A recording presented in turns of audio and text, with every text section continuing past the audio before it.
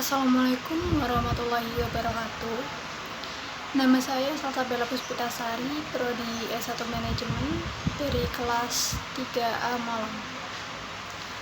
Di sini saya akan menjelaskan hasil rasum materi dari LKMMTD tanggal 24 sampai 25 Juli 2021 kemarin.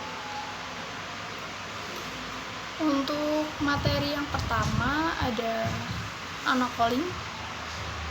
Analog-calling adalah kepanjangan dari analisis kondisi lingkungan yang memiliki pengertian yaitu mengamati atau menyelidiki keadaan sekitar. Analog-calling memiliki tujuan yang pertama, mengidentifikasi faktor penghambat dan pendukung kegiatan. Yang kedua, ada suatu lingkungan yang menentukan prioritas. Yang ketiga, mengidentifikasi potensi positif penunjang kegiatan. Kenali apa yang terjadi dengan organisasi Anda. Apa sudah sesuai harapan? Jika belum sesuai harapan, cari akar masalahnya lalu lakukan analog-calling dan cari solusinya. Jika sudah sesuai harapan, pertahankan dan kembangkan. Untuk perumusan gagasan awal, memiliki tujuan menetapkan gagasan awal yang sesuai dengan hasil analisis kondisi lingkungan secara kreatif, efisien, dan berbasis realita.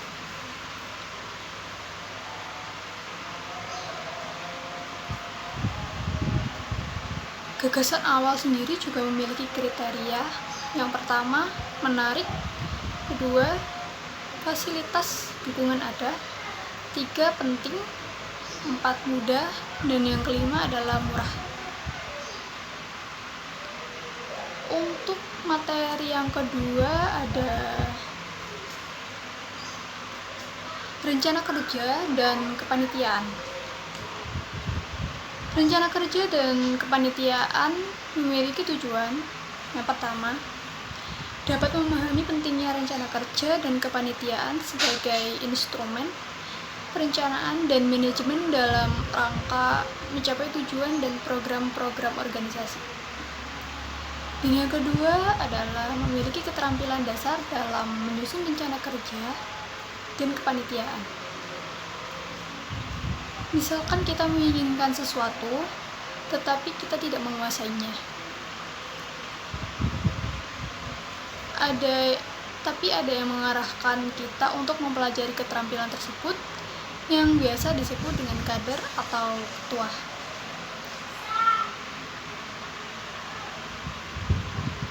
Langkah-langkah alternatif menyusun rencana kerja. Yang pertama adalah mulai identifikasi tugas-tugas atau pekerjaan yang akan dilakukan untuk selesainya suatu kegiatan yang ditetapkan. Makin rinci, makin baik ya. Jangan lupa untuk melakukan analisis dan forecast untuk tugas-tugas yang akan dilakukan sehingga kemungkinan-kemungkinan yang terjadi dapat diprediksikan dari awal dan dapat disiapkan antisipasinya. Yang kedua, urutkan tugas-tugas berdasarkan mana yang lebih dulu dilakukan dan mana yang belakangan. Yang ketiga adalah tetapkan tujuan, sasaran atau target. Tiap-tiap tugas tersebut lengkapi dengan indikator untuk mengukur kelebihan, mengukur keberhasilan tiap-tiap tugas. Yang keempat adalah tetapkan waktu untuk masing-masing tugas tersebut dan beberapa lama tugas tersebut dilaksanakan. Tuliskan siapa yang akan melaksanakan tugas tersebut, dan yang berikutnya tetapkan strategi, metode, sarana alat yang diperlukan. Untuk materi yang selanjutnya ada administrasi dan kesekretariatan. Administrasi keuangan memiliki pengertian yaitu merupakan suatu proses untuk mencatat, menggolongkan, meringkas, melaporkan, dan menganalisa data keuangan dari suatu organisasi atau perusahaan. Pencatatan di bidang keuangan untuk menyajikan laporan keuangan suatu organisasi, anggaran, rencana pemasukan dan pengeluaran keuangan yang dibuat dalam jangka waktu yang tertentu. Mengapa diperlukan administrasi keuangan? Agar dapat diketahui siklus keuangan dalam suatu kegiatan atau organisasi, agar mudah mengontrol kegiatan, mengontrol kebutuhan kegiatan organisasi yang berkaitan dengan dana, dan juga agar dapat dipertanggungjawabkan ke lembaga. Prinsip-prinsip administrasi keuangan sendiri yaitu arahnya jelas, sederhana, mudah dimengerti, dilakukan secara bertahap, dan dilakukan secara kontinu. Siklus administrasi keuangan yang pertama adalah pengumpulan bukti-bukti asli atau nota, pencatatan transaksi dalam buku harian atau jurnal, dan pembuatan buku besar atau laporan keuangan. Dengan catatan setiap transaksi keuangan dalam suatu organisasi, maka secara rutin dicatat. Kemudian pada waktu tertentu dilakukan kegiatan laporan.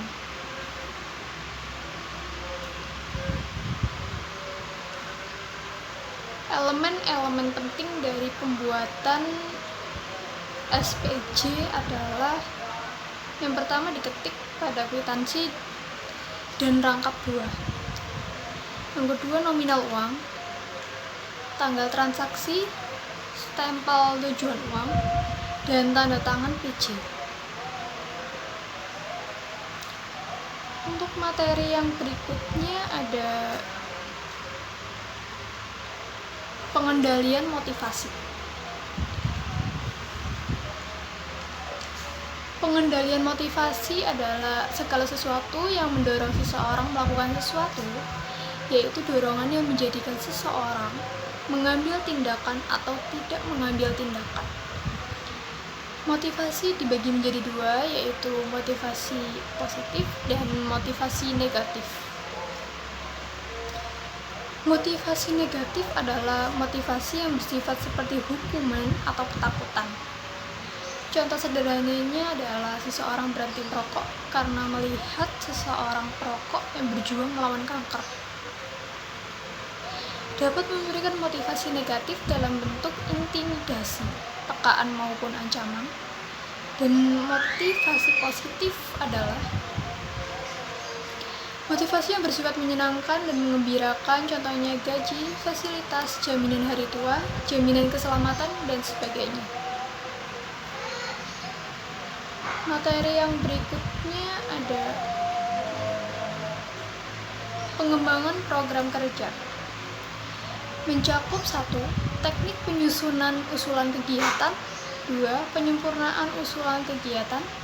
Aspek yang mempengaruhi dalam merumuskan usulan kegiatan adalah yang pertama, kondisi lingkungan organisasi, kepekaan diri, wawasan diri, dan motivasi diri. Untuk materi yang selanjutnya ada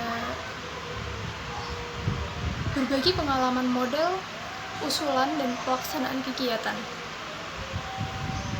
Untuk alur pembuatan proposal, yang pertama ada tema atau konsep